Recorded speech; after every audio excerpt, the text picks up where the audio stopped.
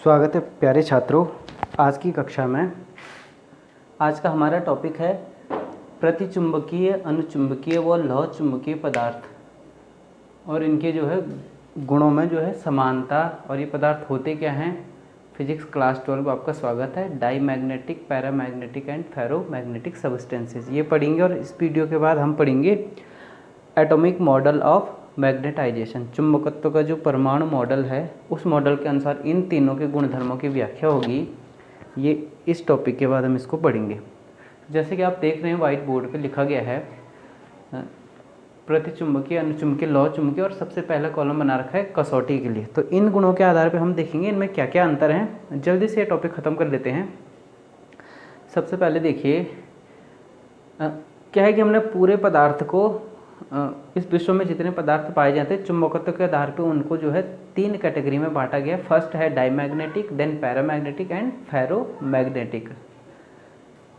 Basic रूप से क्या है कि फेरोमैग्नेटिक जो है पैरामैग्नेटिक सब्सटेंस या पैरामैग्नेटिक गुण ही उसमें पाया जाता है। लौह चुंबकीय पदार्थों में अनुचुंबकीय पदार्थों के ही गुण पाए जाते हैं, लेकिन ज़्यादा मात्रा में पाए जाते हैं, अधिक स्ट्रांगली पाए जाते हैं वो गुण उसमें।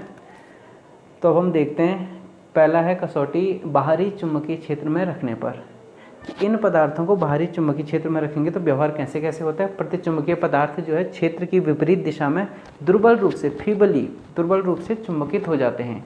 चुंबकित तो होते हैं लेकिन विपरीत दिशा में, यानी अगर असमान चुंबकीय क्षेत्र में रखेंगे तो ये जो है स्ट्रॉन्ग चुंबकीय क्षेत्र से वीक चुंबकीय क्षेत्र की ओर इनकी मूवमेंट होने लगेगी।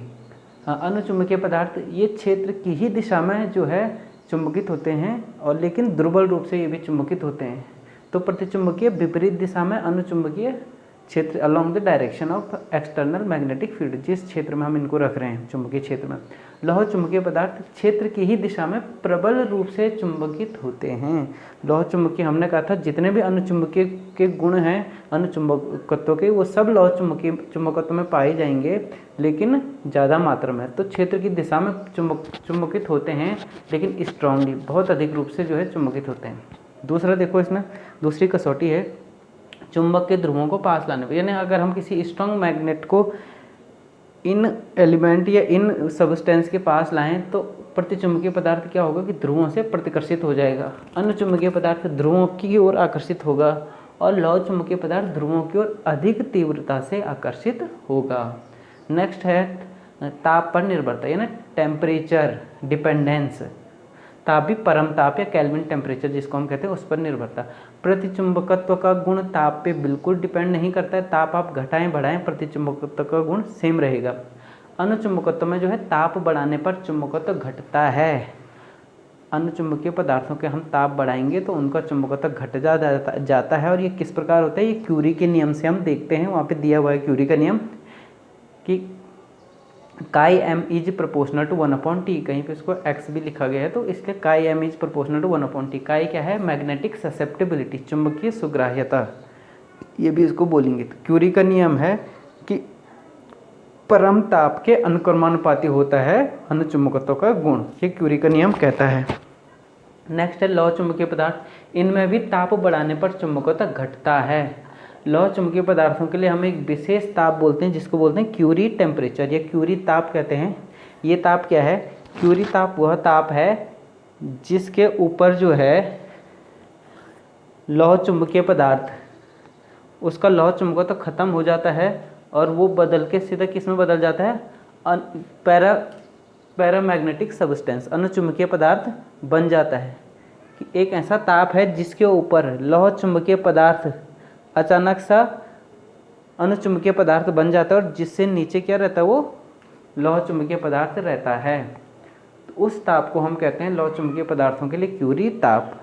ये भी आप ध्यान दीजिएगा। ये सिर्फ एग्जाम पॉइंट ऑफ व्यू से मैंने लिखा है सारा, जितना भी ये पॉइंट यहाँ पे आए हैं। नेक्स्ट हम चलते हैं मैग्नेटिक ससेप्टिबिलिटी, चुंबकीय सुग्राह्यता या चुंबकशीलता, इस प्रकार से बोलेंगे। ससेप्टिबिलिटी क्या है, चुंबकत्व ग्रहण करने की क्षमता। कि हमने पदार्थों को किसी बाह्य फील्ड में रखा है, वो चुंबकत्व किस प्रकार जो है ग्रहण करेंगे, कितना करेंगे, कैसे कर सकते हैं। प्रतिचुंबकीय पदार्थों में देखो काई एम इज लेस देन 0 लिखा गया है, तो यानी इनकी जो है चुंबकीय प्रवृत्ति, मैग्नेटिक ससेप्टिबिलिटी को हिंदी में बोलते हैं चुंबकीय प्रवृत्ति। इनकी चुंबकीय प्रवृत्ति क्या होती है? ऋणात्मक होती है, छोटी सी वैल्यू होती है। वो हमने पहले पॉइंट में भी लिखा है कि क्षेत्र की विपरीत दिशा में दुर्बल रूप से ये आकर्षित होते हैं, ये चुंबकित होते हैं, तो इस कारण है वो चुंबकीय प्रवृत्ति छोटी ऋणात्मक होती है। अनुचुंबकीय पदार्थों के लिए चुंबकीय प्रवृत्ति छोटी लेकिन धनात्मक होती है, ग्रेटर देन जीरो, छोटी है लेकिन धनात्मक होती है, क्योंकि ये क्षेत्र की दिशा में दुर्बल रूप से चुंबकित हो रहे हैं। लौह चुंबकीय पदार्थों के लिए चुंबकीय प्रवृत्ति का बहुत बड़ा धनात्मक मान आता है, chi M is very much greater than zero, तो बड़ा एक धनात्मक मान आता है लौह चुंबकीय पदार्थों में। इनकी चुंबकीय प्रवृत्ति अत्यधिक होती है, यानी इनको आप वीक सा छोटा कमजोर से चुंबकीय क्षेत्र में भी रखेंगे लौह चुंबकीय पदार्थों को, तो ये स्ट्रांगली चुंबकत्व, इनमें चुंबकत्व का गुण आ जाता है। नेक्स्ट पॉइंट हम देखते हैं रिलेटिव परमिएबिलिटी। रिलेटिव परमिएबिलिटी या जिसको कहा आपेक्षिक चुंबकशीलता, म्यू आर, जिसको दिखाया गया म्यू आर क्या है? Mu R is equal to mu upon mu not. चुंबकशीलता हम पहले पढ़ चुके हैं। प्रतिचुंबकीय पदार्थों के लिए mu R is less than 1, अनुचुंबकीय पदार्थों के लिए mu R is greater than 1, लौह चुंबकीय पदार्थों के लिए mu R is very much greater than 1। In fact ये 100 एंड थाउजेंड्स की कोटि का होता है लौह चुंबकीय पदार्थों के लिए अपेक्षिक चुंबकशीलता। इसका एक मतलब हम ये भी समझ सकते हैं कि चुंबकीय क्षेत्र में रखने पर इन पदार्थों के भीतर चुंबकीय क्षेत्र रेखाएं किस प्रकार होती हैं। तो प्रतिचुंबकीय पदार्थ के भीतर जो है निर्वात की अपेक्षा, प्रतिचुंबकीय पदार्थ के भीतर निर्वात की अपेक्षा चुंबकीय फील्ड लाइन जो है दूर दूर होती है, कम आती हैं। अनुचुंबकीय पदार्थों में निर्वात की अपेक्षा थोड़ा सा ज़्यादा आ जाती, पदार्थ के भीतर कंसंट्रेशन हो जाता है। लौह चुंबकीय पदार्थों में बहुत ज़्यादा कंसंट्रेशन हो जाती है, यानी वो लौह चुंबकीय पदार्थ जो है चुंबकीय बल रेखाओं को अधिक से अधिक अपनी ओर खींच लेता है, जिसको हम ऐसे भी इसको कह सकते हैं म्यू आर को। नेक्स्ट जो है बाहरी चुंबकीय क्षेत्र हटाने पर, अब हमने वो बाहरी चुंबकीय क्षेत्र हटा लिया है, तो प्रतिचुंबकीय पदार्थों में जितना चुंबकत्व था विपरीत दिशा वाला वो सब समाप्त हो जाता है, पदार्थ फिर से पहली अवस्था में आ जाता है। अनुचुंबकीय पदार्थों में भी चुंबकत्व समाप्त हो जाता है, पदार्थ पहली वाली अवस्था में आता है। लेकिन लौह चुंबकीय पदार्थों में चुंबकत्व पूर्ण रूप से नष्ट नहीं हो पाता है, कुछ न कुछ चुंबकत्व उस पदार्थ में, उस लौह चुंबकीय पदार्थ में रह जाता है। अगर हम एक्सटर्नल फील्ड में हटा भी दें तब भी जो है क्या हो रहा है, लौह चुंबकीय पदार्थों में कुछ न कुछ चुंबकत्व रह जाता है। इसको हम बोलते हैं अवशेष चुंबकत्व या रेजिडुअल मैग्नेटिज्म, यही कहलाता है रेजिडुअल मैग्नेटिज्म। नेक्स्ट है सातवां, अगर अच्छा उदाहरण, सातवें पॉइंट पे हमने क्या लिया, एग्जाम्पल लिए हैं, क्या क्या हैं। तो प्रतिचुंबकीय पदार्थों के उदाहरणों में बिस्मिथ हो गया, zinc, copper, silver, gold, lead, mercury, H2O, NaCl, sodium chloride, N2 and H2 हो गया। अनुचुंबकीय पदार्थों के उदाहरणों में एल्यूमिनियम हो गया, सोडियम हो गया, प्लेटिनम हो गया, मैग्नीज, CuCl2, लिक्विड ऑक्सीजन, और इसमें जो है निकिल और आयरन के जो है लवणों के जलीय विलयन भी होते हैं, वो भी अनुचुंबकीय होता है, ये ध्यान में रखना।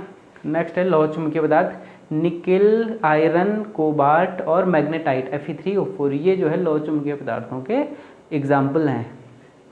इसी में एक पॉइंट और आता है कि एटॉमिक मॉडल के आधार पे, तो एटॉमिक मॉडल के आधार पे इनको हम कैसे डिफाइन करेंगे, इनमें क्या क्या अंतर हैं और इनके प्रतिचुंबकत्व के गुण की, अनुचुंबकत्व और लौह चुंबकत्व के गुणों की व्याख्या करनी है एटॉमिक मॉडल के आधार पे, वो हम अब नेक्स्ट इससे आगे करते हैं। इससे पहले देखिए, अच्छा जो चुंबकीय प्रवृत्ति है काई एम और अपेक्षिक चुंबकशीलता म्यू आर, दोनों क्या है, ये विमाहीन राशि है। Mu r equal to mu upon mu naught होता है। निर्वात के लिए चुंबकीय प्रवृत्ति का मान 0 होता है, क्योंकि निर्वात में कोई पदार्थ नहीं है जिसको आप चुंबकित कर सके या जो चुंबकत्व का गुण ग्रहण करे, क्योंकि निर्वात मीन्स नथिंग, कुछ भी नहीं है वहाँ पे, एटम नहीं है, कुछ नहीं है, तो वहाँ पे भले ही आप फील्ड रख लेंगे तो कोई भी चीज़ चुंबकत्व को ग्रहण करने के लिए नहीं है, तो इसलिए एक्सएम क्या हो गया वहाँ पे, काई एम 0 हो गया। निर्वात के लिए बाई डेफिनेशन म्यू आर क्या हो गया, 1 हो गया, ये निर्वात के लिए। म्यू आर और काई एम में संबंध है, mu r equal to 1 plus chi M, ये इनके बीच रिलेशन हो गया है। अब हम नेक्स्ट आगे चलते हैं कि परमाणु मॉडल के आधार पर अनुचुंबकत्व, प्रतिचुंबकत्व तथा लौह चुंबकत्व की व्याख्या। वेलकम डियर स्टूडेंट्स, आज का हमारा टॉपिक है चुंबकत्व के परमाणु मॉडल के आधार पर प्रतिचुंबकत्व, अनुचुंबकत्व तथा लौह चुंबकत्व की व्याख्या। फिजिक्स क्लास 12 आप सब लोगों का स्वागत है। Explanation of paramagnetic diamagnetic ferromagnetic substances on the basis of atomic model of magnetization. अब ये परमाणु मॉडल क्या है चुंबकत्व का, ये हम पढ़ेंगे और उसके आधार पर देखेंगे कौन सा पदार्थ प्रतिचुंबकत्व हो सकता है, कैसा कौन सा पदार्थ अनुचुंबकत्व होता है और कौन सा लौह चुंबकत्व होता है एटॉमिक मॉडल के आधार पर। सबसे पहले हमको पता है कि ब्रह्मांड में सारे पदार्थ जो है परमाणु से मिलकर बने हैं। प्रत्येक परमाणु में क्या होता है, धनावेशित नाभिक होता है, उसके चारों ओर भिन्न भिन्न कक्षाओं में इलेक्ट्रॉन चक्कर लगाते रहते हैं, एक इलेक्ट्रॉन से पूरे हैं इस प्रकार से भिन्न भिन्न इलेक्ट्रॉन चक्कर लगा रहे नाभिक के चारों ओर। अब देखिए अब इलेक्ट्रॉन चक्कर लगा रहा है तो ये क्या इलेक्ट्रॉन क्या है, करंट लूप के समान है। धारा कैसे बहेगी, इस प्रकार से। अगर इलेक्ट्रॉन ऐसे चक्कर लगा रहे हैं तो धारा इस प्रकार से इसमें बहेगी। तो परमाणु के बाहर भिन्न कक्षाओं में भिन्न ऑर्बिट्स में ऑर्बिट्स में घूमते हुए इलेक्ट्रॉन जो है धारा लूप के तुल्य है। ये क्या बना रहा है, सूक्ष्म धारा लूप। ये घूमते हुए इलेक्ट्रॉन क्या बना रहे हैं, सूक्ष्म धारा लूप। और धारा लूप आपको पता है ये किसके तुल्य होता है, मैग्नेटिक डाइपोल, चुंबकीय द्विध्रुव।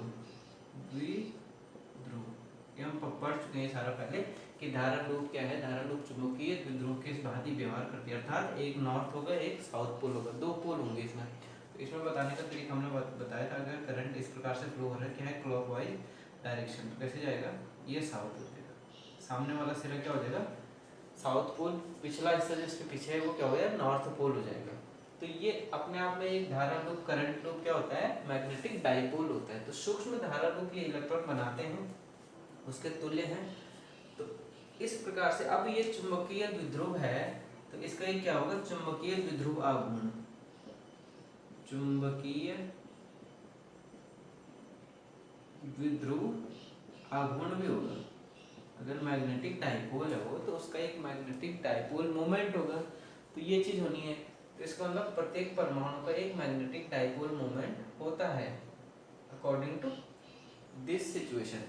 और जो है कम से कम कक्षा में घूमते हुए इलेक्ट्रॉन का तो पक्का होता है कि क्या होगा, उस इलेक्ट्रॉन का एक चुंबकीय द्विध्रुव आघूर्ण होगा। अब इलेक्ट्रॉन आप जानते हैं कि एक तो ये ऐसे रिवॉल्व करता है, एक क्या करता है वो स्पिन ऐसे भी करता है अपनी कक्षा पे, ये स्पिन है अपनी ऑर्बिटर उसके अक्ष के चारों, जैसे हमारी धरती या सूर्य के चारों ओर चक्कर लगा रही है और अपनी कक्षा पे भी घूम रही है अक्ष के चारों ओर। इस प्रकार से इलेक्ट्रॉन जो है नाभिक के चारों ओर चक्कर भी लगा रहा है और स्पिन भी कर रहा है। और ये देखा गया प्रयोगों द्वारा कि जो चुंबकीय द्विध्रुव आघूर्ण किसी इलेक्ट्रॉन का होता है वो मोस्टली किसके कारण होता है, इलेक्ट्रॉन का, कि नाभिक में घूमता हुआ इलेक्ट्रॉन, इसको ऐसे लिख सकते हैं, नाभिक के बाहर घूमता हुआ इलेक्ट्रॉन, कक्षाओं में घूमता हुआ इलेक्ट्रॉन।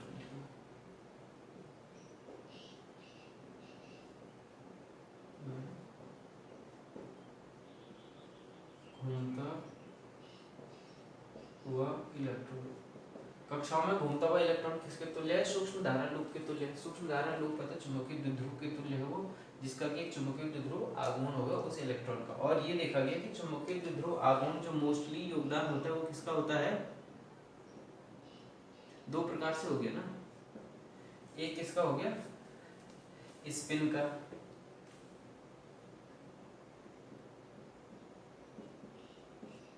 स्पिन का जिसको घूमना भी कहा गया,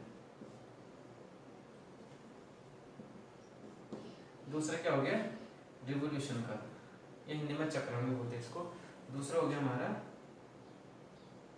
ये रोटेशन हो गया रिवोल्यूशन, परिक्रमा करना, ये परिभ्रमण, ये परिक्रमण। चुंबकीय द्विध्रुव आघूर्ण को दो प्रकार से ऐसे घूमता हुआ ये भी सूक्ष्म धारा लूप है, वो अपनी उस पर भी घूम रहा है इलेक्ट्रॉन, तो वो भी एक सूक्ष्म धारा लूप है। तो वहाँ भी जो चुंबकीय द्विध्रुव आघूर्ण होगा, और ये चुंबकीय द्विध्रुव आघूर्ण जो मोस्टली होता है वो स्पिन के कारण होता है। परिक्रमण के कारण क्या होगा, नगण्य, ये वाला क्या हो जाता है नगण्य। तो किसी इलेक्ट्रॉन का चुंबकीय द्विध्रुव आघूर्ण जो होता है नेट योगदान वो होता है स्पिन का, परिक्रमण के कारण क्या होता है उसका नील हो जाता है। ये था हमारी पहले परमाणु मॉडल और उसके जो है इलेक्ट्रॉन किस प्रकार से व्यवहार कर रहा है उसमें धारा लूप के समान, और उसमें जो है स्पिन का योगदान ज़्यादा होता है, उसका नगण्य होता है। आप ये नोट कर लें। अब हम चलते हैं एक्सप्लेनेशन पे। सबसे पहले आता है डाईमैग्नेटिक सब्सटेंस, प्रतिचुंबकीय पदार्थ। प्रतिचुंबकीय पदार्थ, तो प्रति चुंबकत्व, प्रतिचुंबकत्व, डाईमैग्नेटिज्म, ये वे पदार्थ होते हैं जिनमें इलेक्ट्रॉनों के पूरे पूरे जोड़े बन जाते हैं। सभी इलेक्ट्रॉन युग्मित होते हैं, ऐसे लिख देंगे, सभी इलेक्ट्रॉन युग्मित होते हैं, या ऐसे भी लिख सकते हैं कि अयुग्मित इलेक्ट्रॉन नहीं पाए जाते हैं। इन पदार्थों में अयुग्मित इलेक्ट्रॉन नहीं पाए जाते, सभी इलेक्ट्रॉन युग्मित होते हैं, पेयर्ड होते हैं।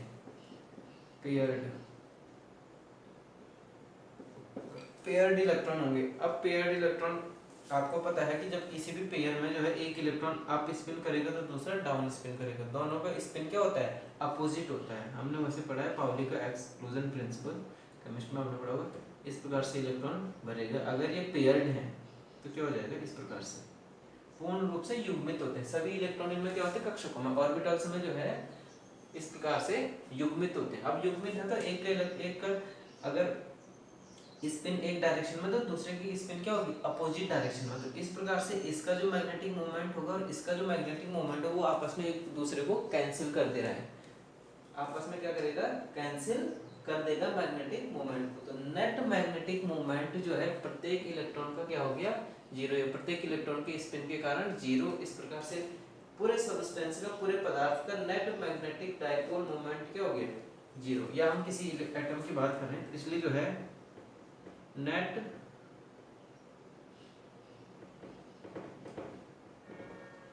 Magnetic dipole moment is equal to zero. Atom का कहें, आयन का कहें, या मॉलिक्यूल का कहें, तो प्रतिचुंबकीय पदार्थ वे पदार्थ होते हैं जिनके परमाणु में अथवा आयन में अथवा अणुओं में सभी इलेक्ट्रॉन पूर्ण रूप से युग्मित होते हैं, अयुग्मित इलेक्ट्रॉन कोई भी नहीं पाया जाता है। इस प्रकार से इनमें जो है इन परमाणुओं का net magnetic dipole moment zero हो जाता है। परमाणु का जीरो हो गया तो पदार्थ परमाणु से बना है, तो सारे परमाणु का जीरो, तो पूरे पदार्थ का भी क्या हो गया, नेट मैग्नेटिक डायपोल मोमेंट, कुल चुंबकत्व क्या हो गया, ये चुंबकीय आघूर्ण क्या हो गया, जीरो हो गया है। ये पहली कंडीशन थी। अब हम इसको तीन टॉपिक में पढ़ेंगे, तीन हेडिंग में, कि पहला जो है बिना वो एक्सटर्नल फील्ड के कैसे है, फिर एक्सटर्नल फील्ड लगाएंगे तब कैसे व्यवहार कर रहे पदार्थ, फिर एक्सटर्नल फील्ड हटा देंगे तब कैसा व्यवहार कर रहे। तो ये पहले था बिना एक्सटर्नल फील्ड के मौलिक रूप से प्रतिचुंबकीय पदार्थ कौन से होते हैं। अब इसमें हमने क्या किया कि हमने जो है इसको एक्सटर्नल फील्ड में रखा, चुंबकीय क्षेत्र में रखा। माना कोई चुंबकीय क्षेत्र हमने लगाया, चुंबकीय क्षेत्र में रखा। अब आपको पता है कि पेयर में जो इलेक्ट्रॉन है, एक जो है अगर क्लॉकवाइज घूम रहा है तो दूसरा क्या है, काउंटर क्लॉकवाइज या एंटी क्लॉकवाइज घूम रहा है, और चुंबकीय क्षेत्र में रखा है। तो इसमें ये होगा कि जो इलेक्ट्रॉन क्षेत्र की दिशा में है, कि बाहरी क्षेत्र की दिशा में, यानी बी की डायरेक्शन में जिस इलेक्ट्रॉन का मैग्नेटिक मोमेंट होगा, बाहरी क्षेत्र की दिशा में मैग्नेटिक मोमेंट वाले इलेक्ट्रॉन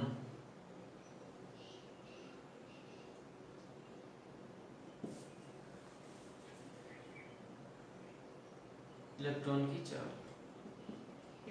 चाल क्या हो जाती है, क्षेत्र की दिशा कम हो जाती है, घट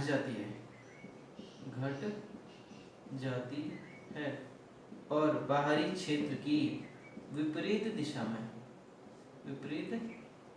में मैग्नेटिक मोमेंट वाले इलेक्ट्रॉन की चाल बढ़ जाती है। ये होता है यहाँ पे, बढ़ जाती है। पेयर में दो इलेक्ट्रॉन थे, एक पेयर पे चलो आप कि पेयर में दो इलेक्ट्रॉन थे, एक इलेक्ट्रॉन का मैग्नेटिक मोमेंट बाहरी क्षेत्र फील्ड के अलोंग था, दूसरे का जो है अपोजिट था। तो अपोजिट वाले की स्पीड क्या हो जाती है, बढ़ जाती है, स्पिन बढ़ जाता है, सॉरी, चाल की बजाय स्पिन कहेंगे इसको, ज़्यादा अच्छा है, स्पिन। चाल से आपका स्पष्ट नहीं हो तो स्पिन क्या होता है, एक का स्पिन क्या हो जाता है, बढ़ जाता है, दूसरे का स्पिन जो डायरेक्शन में है in the field of external field, उसका स्पिन क्या हो जाता है, घट जाता है। अब ये स्पिन कम ज्यादा हो गई, पहले केस में तो बराबर था, अब क्या हो गया, कम ज्यादा हो गई, तो क्या हो गया, नेट मैग्नेटिक मोमेंट हो जाता है क्रिएट। क्या होता है, अतः प्रत्येक परमाणु में एक नेट चुंबकीय आघूर्ण, प्रत्येक परमाणु में जो है एक नेट चुंबकीय आघूर्ण, चुंबकीय द्विध्रुव आघूर्ण बोलो उसको, चुंबकीय द्विध्रुव आघूर्ण बाहरी क्षेत्र के विपरीत दिशा में उत्पन्न हो जाता है। ये इसमें फाइनली जो है हमारे पास ये मिला, क्योंकि जो है दोनों की स्पिन क्या हो गई, अभी कम ज्यादा हो गई स्पिन, पहले तो दोनों बराबर स्पिन थी, केवल डायरेक्शन अपोजिट थी, तो इसलिए एक दूसरे को नलीफाई कर दिया उन्होंने। अब आपने एक्सटर्नल फील्ड में रखा है, एक स्पीड अप हो गई स्पिन, एक का स्पिन क्या हो गया, डाउन हो गया, और डाउन किसका हुआ, जो फील्ड के अलोंग था, और जो अपोजिट था एक्सटर्नल फील्ड के उसकी स्पीड अप हो गई, तो कुल मिला के मोमेंट क्या हो गया, एक नेट मोमेंट मिला है, जो कि जो है अपोजिट टू एक्सटर्नल फील्ड मिलता है प्रत्येक परमाणु में, नेट चुंबकीय आघूर्ण बाहरी क्षेत्र के विपरीत दिशा में उत्पन्न हो जाता है। प्रत्येक परमाणु में ये चीज हुई तो पूरे सब्सटेंस में भी हो जाएगा।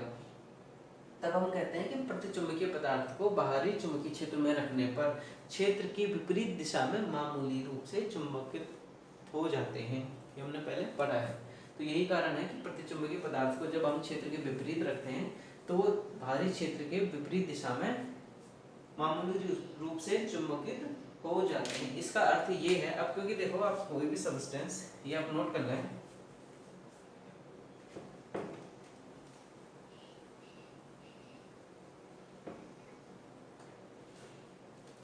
एक मैग्नेटिक फील्ड, एक समान चुंबकीय क्षेत्र की बात करें हम, एक समान चुंबकीय क्षेत्र में हमने रखा है कोई भी पदार्थ। अब जो है इसके भीतर जो है क्या हो रहा है कि चुंबकीय क्षेत्र बाहर तो ऐसे, और भीतर कैसे उत्पन्न होगी, इस प्रकार से, माना बी डैश, माना बी डैश, तो बाहर भीतर जो है विपरीत दिशा में चुंबकत्व हो गया क्योंकि पैरामैग्नेटिज्म में। तो नेट जो है पदार्थ के भीतर जो चुंबकत्व होता है वो क्या, कितना रह जाएगा, डायरेक्शन क्या होगी, ये इसको हम बोलते हैं फील्ड लाइन कम हो जाती है।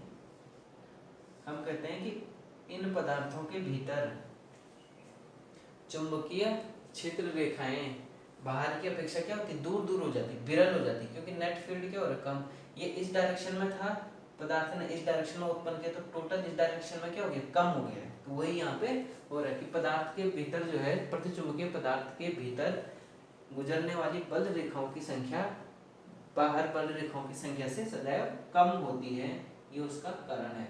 अगर आप ताप को, पदार्थ के ताप को बढ़ाएं घटाएं तो जो है कोई फर्क नहीं पड़ेगा। तो प्रतिचुंबकत्व जो है टेम्परेचर पर बिल्कुल भी डिपेंड नहीं करता है। ये था हमारा डायमैग्नेटिज्म। नेक्स्ट हम चलते हैं पैरामैग्नेटिक सब्सटेंस, अनुचुंबकत्व। अनुचुंबकत्व ये टॉपिक इंपॉर्टेंट है, बोर्ड में पूछा जाता है, इससे क्वेश्चन बड़े में भी पूरा पूछा जाएगा या फिर टुकड़ों में पूछा जाता है, 2 नंबर 3 नंबर में भी, ये भी आप ध्यान रखिएगा एक्सप्लेनेशन परमाणु मॉडल के आधार पे। अनुचुंबकत्व, पैरामैग्नेटिक सब्सटेंस, ये वे पदार्थ होते हैं जिनमें जो है अयुग्मित इलेक्ट्रॉन पाए जाते हैं, अयुग्मित इलेक्ट्रॉन पाए जाते हैं, एक या एक से ज्यादा जो है अयुग्मित इलेक्ट्रॉन पाए जाएंगे। पैरामैग्नेटिक सब्सटेंस, वे पदार्थ पैरामैग्नेटिक बनेंगे, अनुचुंबकीय बनेंगे, जिनमें कि इलेक्ट्रॉनों की पूरे पूरे जोड़ी नहीं बनेंगे, पूरा पेयर नहीं बन पाएगा।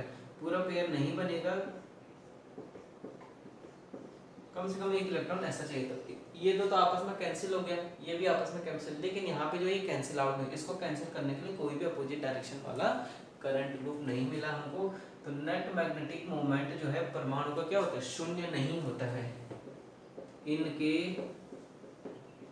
परमाणुओं या अणुओं या आयनों का नेट मैग्नेटिक चुंबकीय द्विध्रुव आघूर्ण। द्विध्रुव की बात बार बार इसलिए कर रहे हैं क्योंकि इलेक्ट्रॉन एक करंट लूप के तुल्य है। करंट लूप जो क्या है, द्विध्रुव है, डाइपोल है वो। तो इनके परमाणुओं का नेट चुंबकीय आघूर्ण शून्य नहीं होता है, ये इंपॉर्टेंट है। प्रतिचुंबकीय पदार्थों में परमाणुओं का नेट चुंबकीय आघूर्ण क्या था, 0 था। यहाँ पे नेट चुंबकीय आघूर्ण शून्य नहीं है।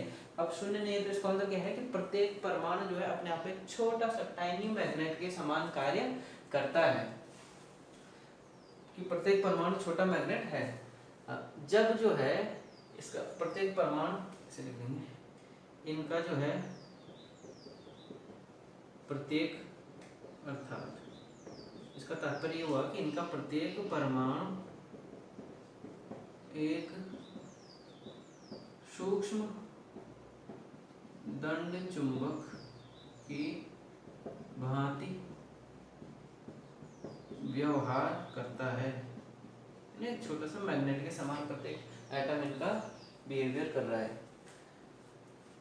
जब तक एक्सटर्नल फील्ड नहीं लगाया हमने तो तब तक माने ये पदार्थ की अवस्था बता रहे हैं, चुंबकीय क्षेत्र की अनुपस्थिति B = 0, जब एक्सटर्नल फील्ड नील है। एक तो यहाँ पे हमने जो है इनको करंट लूप के रूप में इस प्रकार से करंट लूप दिखा रखा है, एटॉमिक धारा लूप, करंट लूप। और ये किसके तुल्य है, इन पदार्थों में नेट जो है मैग्नेटिक डाइपोल मोमेंट होता है इनका, तो तुल्य दंड चुंबक, ये परमाणु किस प्रकार से व्यवहार कर रहे हैं। ये एरो क्या दिखा रहे हैं, इनकी डायरेक्शन दिखा रहे हैं। मैग्नेटिक डाइपोल मोमेंट की क्या दिखा रहा है, डायरेक्शन दिखा रहे हैं। तो आप देख रहे हैं कि जब बीच शून्य है ना, एक्सटर्नल फील्ड कुछ नहीं है, तो सारे जो है डाइपोल मोमेंट भिन्न भिन्न ये किसी भी एट रैंडम डायरेक्शन में ओरिएंटेड है। इसके कारण क्या है कि किसी भी एक नेट डायरेक्शन में हमको मैग्नेटाइजेशन नहीं मिलता है, कुल चुंबकत्व तो क्या होगा, 0 हो जाएगा। इसको हम कहेंगे पदार्थ अचुंबकित है। ये अंदर लिख दिया, वैसे बाहर लिखना है। तो हम ये कहेंगे कि बाहरी चुंबकीय क्षेत्र की अनुपस्थिति में अनुचुंबकीय पदार्थ अचुंबकित रहते हैं, उनमें कोई चुंबकत्व तो नहीं पाया जाता, क्योंकि वो भिन्न भिन्न दिशाओं में एक दूसरे को निरस्त कर दे रहा है, अलग अलग डायरेक्शन में। अब हम आते हैं कि जब जो है चुंबकीय क्षेत्र में रखते हैं, तो चुंबकीय क्षेत्र की उपस्थिति बाहरी चुंबकीय क्षेत्र में रखकर माना उसकी डायरेक्शन क्या है, इस प्रकार से चुंबकीय क्षेत्र की बड़े की डायरेक्शन माना एक्स डायरेक्शन में इस प्रकार से आगे वो जा रही है, B ≠ 0। अब क्या होगा कि प्रत्येक दंड चुंबक है अपने आप उसमें एक बलयुग्म लगेगा। करंट लूप पे आपने पढ़ा है कि एक क्या लगता है, कपल लगता है चुंबकीय क्षेत्र में, एक समान चुंबकीय क्षेत्र में रखेंगे तो एक कपल लगता है, टॉर्क लगता है, जो उसको घुमाने का प्रयास करता है, जिससे कि उसकी दिशा क्या हो जाए, बाहरी क्षेत्र की दिशा के अनुदिश हो जाए। तो वही यहाँ पे हो रहा है कि इन सारे करंट लूप को या इन छोटे छोटे जो है एटॉमिक मैग्नेट को एक्सटर्नल फील्ड घुमा के जो है अपनी डायरेक्शन में कर देता है। तो सबकी डायरेक्शन देखो, एरो डायरेक्शन एक्सटर्नल फील्ड के अलोंग है। तो पदार्थ में जो है परमाणु क्या होंगे, बाहरी क्षेत्र के अनुदिश हो जाते हैं, और हम कहते हैं कि पदार्थ चुंबकित हो गया है। ये पदार्थ चुंबकित हुआ। अब इसमें भी ये है कि माने यहाँ पे हमने दिखा रखा है सारे परमाणु चुंबकित हो गए, तो उसको क्या बोलते हैं, संतृप्त अवस्था, सेचुरेशन, मैग्नेटिक सेचुरेशन। एक शब्द मैग्नेटिक सेचुरेशन, चुंबकीय संतृप्तता एक शब्द आता है।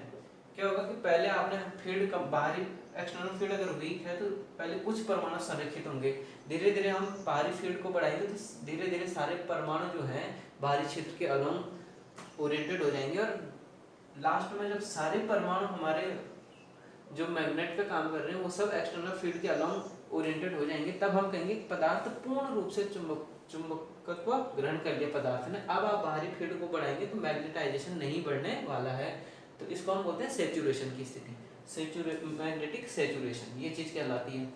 तो इस प्रकार से अनुचुंबकीय पदार्थ बाहरी जो है क्षेत्र की दिशा में, आप देख रहे हैं, बाहरी क्षेत्र की दिशा में चुंबकित हो जाते हैं। ये हम पहले पढ़ चुके कि अनुचुंबकीय पदार्थ वे होते हैं जो बाहरी चुंबकीय क्षेत्र की दिशा में ही चुंबकत्व ग्रहण करते हैं।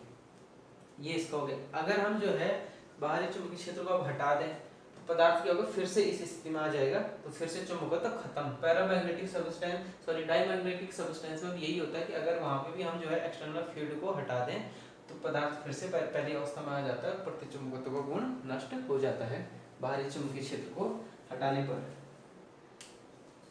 अच्छा, इसका तात्पर्य क्या है, अब देखो आप ये बी था एक्सटर्नल फील्ड, ये पदार्थ था पहले अचुंबकित था, आप इसको यहाँ पे लाए, अब क्या हो गया, इसने चुंबकत्व ग्रहण कर लिया। और ग्रहण किस डायरेक्शन में किया, अंदर, बी डैश, ये देखो बाहर बी ये है, अंदर का चुंबकत्व बी डैश मान इसी डायरेक्शन में है, तो नेट चुंबकत्व क्या हो जाएगा, अंदर बढ़ जाता है। ये बी डैश था और ये बी था, तो इसका मतलब ये है कि अंदर बल, पदार्थ के अंदर बल रेखाओं की संख्या बाहर से बल रेखाओं की संख्या से ज्यादा हो जाती है। ये अनुचुंबकीय पदार्थों की विशेषता है कि इन पदार्थों को जब हम मैग्नेटिक फील्ड में रखते हैं तो इन पदार्थों के भीतर से गुजरने वाली चुंबकीय क्षेत्र रेखाओं की संख्या बाहर की अपेक्षा क्या होती, अधिक होती है। प्रतिचुंबकीय तो में क्या होता था, कम होती थी ये फील्ड लाइन, क्योंकि वहाँ विपरीत दिशा में चुंबकित हो रहा है, यहाँ क्योंकि उसी दिशा में चुंबकित हो रहा है, तो फील्ड लाइन क्या हो जाती है, अंदर बढ़ जाती है पदार्थ के अंदर। ये इसका गुण है। अब क्योंकि टाइनी मैग्नेट है, आपको पता है कि परमाणु जो है पदार्थ में क्या होते हैं, सॉलिड है तो वाइब्रेट करेंगे अपने उसमें, लिक्विड है तो थोड़ा बहुत अपनी परिसीमा में बहेंगे, और गैसेस में तो फ्रीली मूव करते हैं। तो थर्मल एजिटेशन जिसको बोलते हैं, उसमें विक्षोभ या प्रक्षोभ होता रहता है। जैसे जैसे ताप बढ़ाएंगे तो उसमें विक्षोभ क्या होगा, बढ़ता जाएगा। तो अगर हम पैरामैग्नेटिक सब्सटेंस अनुचुंबकीय पदार्थ का ताप बढ़ाते जाएं, हथौड़े से पीटें, ताप बढ़ाएं, तो क्या होगा कि ये अनुचुंबकत्व का इनका ओरिएंटेशन धीरे धीरे क्या होगा, नष्ट होने लगेगा। विक्षोभ, उसमें विक्षोभ ज्यादा से ज्यादा बढ़ेगा, जो इनके जो है ओरिएंटेशन को खत्म करने की कोशिश करेगा, पदार्थ वापस विचुंबकित या अचुंबकित हो जाएगा, या चुंबकत्व उसका घट जाएगा। इसलिए हम कहेंगे पैरामैग्नेटिक एक टेम्परेचर डिपेंडेंट प्रॉपर्टी है, अनुचुंबकत्व तापमान पे निर्भर करती है। यहीं पे क्यूरी का नियम भी आता है। नेक्स्ट टॉपिक में हम चलते हैं लौह चुंबकत्व, फेरोमैग्नेटिज्म। नोट कर लीजिए, हमने कहा था लौह चुंबकत्व पदार्थ में या लौह चुंबकीय पदार्थ में अनुचुंबकीय पदार्थों के सभी गुण पाए जाते हैं, लेकिन टू ग्रेटर एक्सटेंट, अधिक मात्रा में, अधिक स्ट्रांगली पाए जाते हैं। कि जो जो अनुचुंबकीय पदार्थ होता है वही लौह चुंबकीय पदार्थ भी होता है। तो इनका भी जो है क्या होगा, पहले मैं लिख देता हूँ, लौह चुंबकत्व फेरोमैग्नेटिज्म, प्रत्येक परमाणु एक सूक्ष्म गंड चुंबकीय होगा, वही चीज जो पहले था कि परमाणु का, प्रत्येक परमाणु का नेट चुंबकीय द्विध्रुव आघूर्ण, net magnetic dipole moment is not equal to 0। लौह चुंबकीय पदार्थों के प्रत्येक परमाणु का नेट चुंबकीय आघूर्ण इनका भी शून्य नहीं होगा, यानी कुछ ना कुछ चुंबकीय आघूर्ण नेट पाया जाएगा। इसका मतलब क्या है कि इनके परमाणु में फिर से क्या करेंगे हम, कि अधिक मात्रा में, थोड़ा ज्यादा, क्योंकि ज्यादा पाया जाता है, अधिक मात्रा में, किससे अधिक, अनुचुंबकीय पदार्थों से अधिक, अधिक मात्रा में अयुग्मित इलेक्ट्रॉन पाए जाते हैं। कौन से पदार्थ लौह चुंबकीय पदार्थ बनते हैं जिनमें अधिक मात्रा में अयुग्मित अनपेयर्ड इलेक्ट्रॉन होते हैं। तो अधिक मात्रा में अनपेयर्ड इलेक्ट्रॉन होंगे तो प्रत्येक एटम का जो है नेट चुंबकीय आघूर्ण ज्यादा होगा लौह चुंबकीय अनुचुंबकीय पदार्थों की अपेक्षा। इनके परमाणुओं का चुंबकीय आघूर्ण क्या होगा, ज्यादा होगा प्रत्येक का, क्योंकि इसमें अयुग्मित इलेक्ट्रॉन ज्यादा है, पहली चीज। अब इसमें जो है एटम का तो हमने कह दिया कि नेट चुंबकीय आघूर्ण द्विध्रुव आघूर्ण शून्य नहीं होगा, लेकिन इसके अंदर पारस्परिक क्रियाएं होती हैं परमाणुओं में, अन्योन्य क्रियाएं होती कि जटिल अन्योन्य क्रियाओं के कारण डोमेन बनते हैं, डोमेन कॉन्सेप्ट, डोमेन बनते हैं। ये अलग से 2 नंबर या 3 नंबर का सवाल आता है कि लौह चुंबकत्व में, ये लौह चुंबकत्व को डोमेन थ्योरी के आधार पे समझाइए कि जटिल अन्योन्य क्रियाओं के कारण इनमें जो है डोमेन बनते हैं। अब वो डोमेन क्या है, अति सूक्ष्म आकार, अति सूक्ष्म आकार के क्षेत्र, एरिया, अति सूक्ष्म आकार के क्षेत्र जिनमें सभी परमाणुओं जिनमें स्थित सभी परमाणुओं का जो है चुंबकीय द्विध्रुव आघूर्ण एक दिशा में होता है, ये संरेखित होता है, लेकिन पड़ोसी डोमेन से, लेकिन जो है पास वाले डोमेन से भिन्न दिशा में। और यह डोमेन कैसे बनेगा, प्रत्येक डोमेन में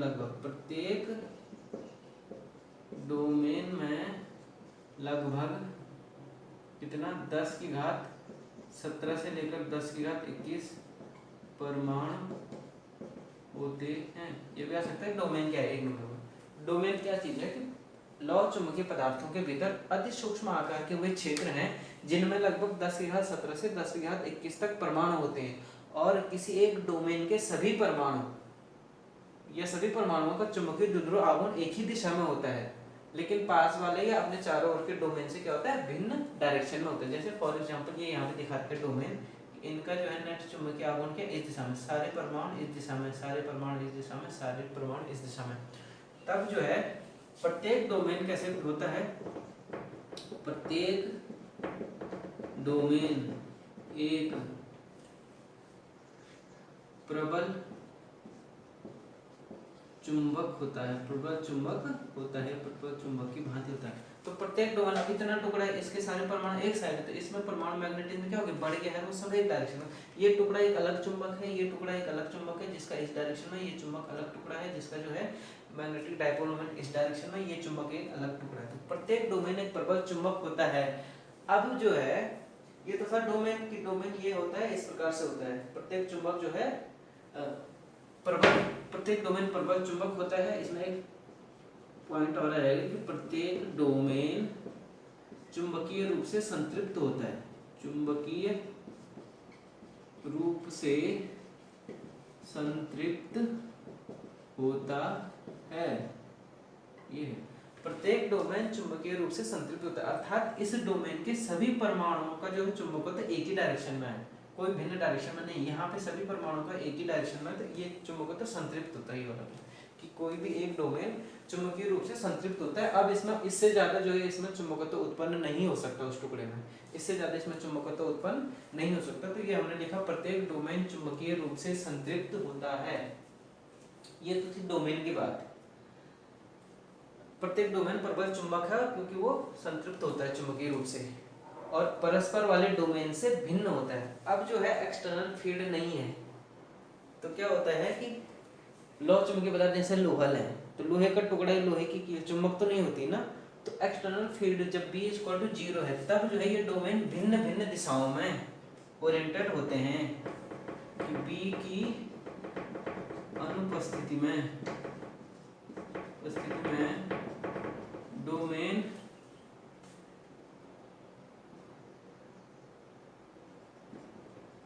भिन्न भिन्न रूप से व्यवस्थित होते हैं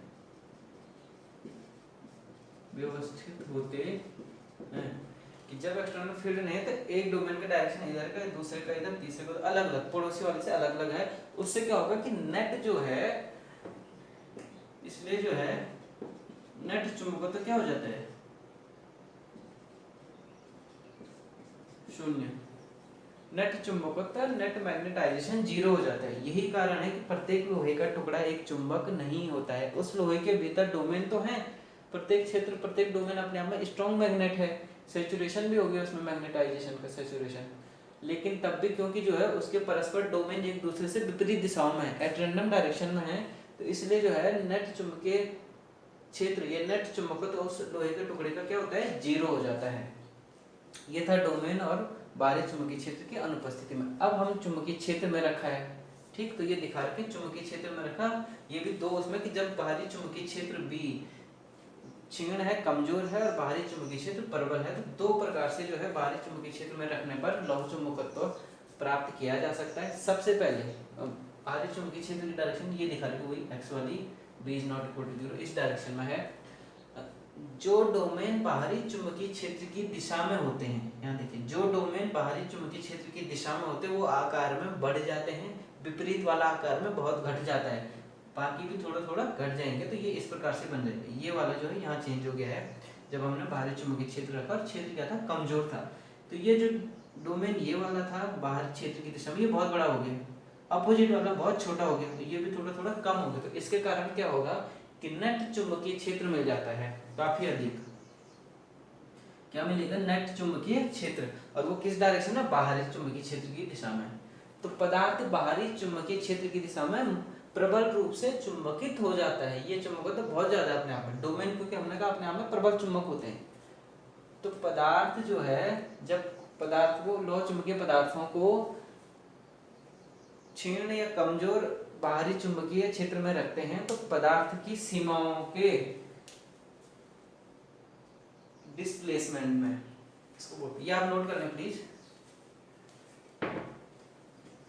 बाहरी चुंबकीय क्षेत्र में रखने पर दो प्रकार से चुंबकत्व ग्रहण होता है। पहला केस है डोमेन की परिसीमाओं के विस्थापन से। पहला है कि डोमेन की परिसीमाओं, बाउंड्री, परिसीमाओं के विस्थापन से, पहला तरीका है जब जो है B is not equal to 0, बाहरी चुंबकीय क्षेत्र है, तो डोमेन की परिसीमाओं के विस्थापन से चुंबकत्व ग्रहण करता है पदार्थ इस प्रकार से कि डोमेन जो बाहरी फील्ड के अलोंग है वो क्या हो जाएगा, आकार में बढ़ जाएगा, अपोजिट वाला घट जाएगा, बाकी भी घट जाएंगे। तो कुल चुंबकत्व बाहरी क्षेत्र की दिशा में मिलता है। दूसरा है डोमेन की सीमाओं के घूर्णन द्वारा, या डोमेन के घूर्णन द्वारा, रोटेशन, डोमेनों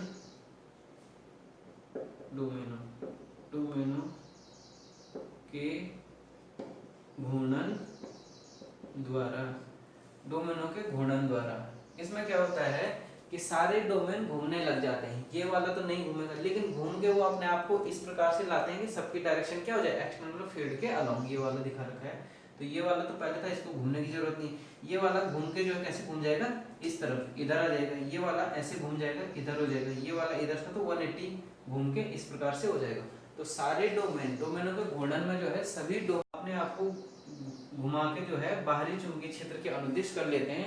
तो पूरा का पूरा चुंबकत्व तो यहाँ पे हमको क्या मिल गया, बाहरी चुंबकीय क्षेत्र की दिशा में। ये तब होता है जब चुंबकीय क्षेत्र क्या हो, प्रबल हो। बी क्या है, प्रबल। एक नंबर में पूछा जाएगा, बी जो है क्या है, कमजोर। यहाँ पे चुंबकीय क्षेत्र क्या है, थोड़ा कमजोर है। तो जब कभी बाहरी चुंबकीय क्षेत्र बहुत प्रबल होता है तब जो है लौह चुंबकत्व ग्रहण किया जाता है डोमेनों के घूर्णन द्वारा। अधिकांशतः इसी तरह से करते हैं। इसका मतलब क्या है कि इन पदार्थ के भीतर, चुंबकीय क्षेत्र में रखा हमने पदार्थ, इनके भीतर बल रेखाओं की संख्या बहुत अधिक होती है, अत्यधिक प्रबल रूप से चुंबकित हो जाती है पदार्थ में रखने पर, इनके भीतर बहुत घनी हो जाती है। चुंबकीय बल रेखाएं लौह चुंबकीय पदार्थ के भीतर बहुत ज्यादा घनी हो जाएंगी, इसकी अपेक्षा, अन्य चुंबकीय की अपेक्षा बहुत घनी हो जाएंगी। इसके अंदर घट जाती है बाहर से, इसके अंदर बाहर की अपेक्षा बढ़ती है, इसके अंदर जो है बाहर की अपेक्षा अत्यधिक बढ़ जाती है बल रेखाएं, तो स्ट्रॉन्गली। ये लौह चुंबकत्व है हमारा। अब हमने क्या कर दिया, अब हमने चुंबकीय क्षेत्र हटाया है, ये आप नोट कर लें। फिर बाहरी चुंबकीय क्षेत्र हटा दिया है, तब यहाँ पे क्या विशेष बात है, यहाँ पे हमने देखा था इन दो केस में, प्रतिचुंबकत्व और अनुचुंबकत्व में बाहरी चुंबकीय क्षेत्र हटाने पर पदार्थ अपनी मूल अवस्था में आ जाता है। इसमें जो है बाहरी चुंबकीय क्षेत्र हम हटाते हैं लौह चुंबकत्व में, बाहरी चुंबकीय क्षेत्र हटाने पर, बाहरी चुंबकीय क्षेत्र बी हटाने पर। अब हमने बी बराबर 0 कर दिया, उस स्थिति, चाहे ये स्थिति हो चाहे ये स्थिति हो, कोई भी केस में हमने बी 0 कर दिया दोनों स्थिति। तब क्या होगा, पदार्थ जो है पूर्ण रूप से विचुंबकित नहीं होता है, पदार्थ पूर्ण रूप से विचुंबकित, डीमैग्नेटाइज्ड, विचुंबकित नहीं हो पाता है। यानी पदार्थ के भीतर पदार्थ में कुछ चुंबकत्व शेष रह जाता है। और शेष कहाँ होगा? Along the direction of external field. इसी क्षेत्र की दिशा में इस पदार्थ में कुछ ना कुछ चुंबकत्व शेष रह जाएगा। अब जो है वो लोहे का टुकड़ा क्या हो जाएगा? जब आपने फील्ड में रखा तो अब वो लोहे का टुकड़ा क्या बन जाएगा? एक स्वयं एक छोटा सा चुंबक बन जाएगा। कुछ ना कुछ चुंबकत्व रह जाता है, इसको क्या बोलते हैं? अवशेष चुंबकत्व, रेजिडुअल मैग्नेटिज्म। रेजिडुअल मैग्नेट बन जाता है। तो लोहे की कील को मैं चुंबक से लगाऊंगा, यानी इस चुंबक के चुंबकीय क्षेत्र में लोहे की कील आ गई है, वो एक चुंबक बन जाती है। अब ये इससे चिपक गई चुंबक से, आप देखते हैं छोटी छोटी आलपने इस लोहे के इस सिरे से चिपकने लग जाती है। तो उसका कारण यही है, अवशेष चुंबकत्व, रेजिडुअल मैग्नेटिज्म। पदार्थ में कुछ न कुछ चुंबकत्व बाहरी चुंबकीय क्षेत्र की ही दिशा में रह जाता है। दिशा वही होगी जो बाहरी की है।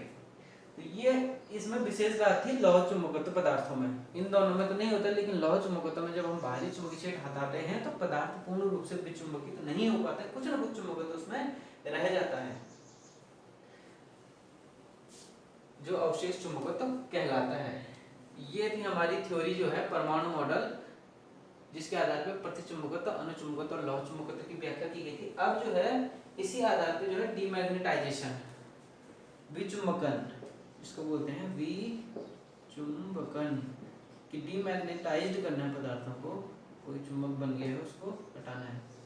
डीमैग्नेटाइजेशन की थ्योरी एटॉमिक मॉडल पे क्या कहती है कि अब क्योंकि मैग्नेट है और उन मैग्नेट को वो ये बोलते हैं थ्योरी कि हम जो है इन पदार्थों को अगर हथौड़े से पीटे, इस पे तो कोई फर्क नहीं पड़ना है, अनुचुंबकीय और लौह चुंबकीय की बात कर रहे हैं कि अगर इनको हथौड़े से पीटे या इनको गर्म करें या इनका ताप बढ़ाएं, लौह चुंबकत्व को जो है हम क्यूरी ताप से ऊपर ले जाएंगे तो वो सडनली क्या हो जाता है? अनुचुंबकत्व बन जाता है। लौह चुंबकीय पदार्थ सडनली अनुचुंबकीय पदार्थ बन जाता है क्यूरी ताप से ऊपर जब उसका टेम्परेचर बढ़ाते हैं। तो इस प्रकार से होता है, या हमने हथौड़े से मारा, ताप बढ़ गया तो उनके एटम इतने ज्यादा विक्षेपित हो जाते हैं या विक्षोभ करने लगते हैं कि जो मैग्नेटिक मूवमेंट मैग्नेट का क्या होता है?